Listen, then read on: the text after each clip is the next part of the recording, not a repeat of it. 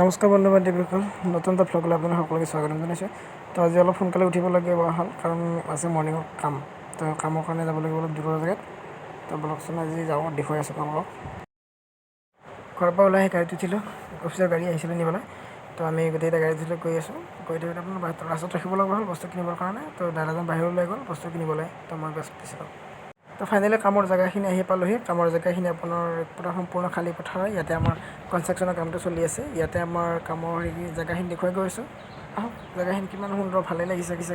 কাম কৰিব আহিছোঁ ঠিকেই, কিন্তু ইয়াতে কামৰ অলপ বৰষুণ দি আছে ন, কাম কৰিব পৰা নাই। এইটো প্ৰজেক্ট কি ডাঙৰ প্ৰজেক্ট এইটো আপোনাৰ গেছৰ প্লাণ্ট হ'ব। ধুনীয়া ডাঙৰ গেছৰ প্লাণ্ট।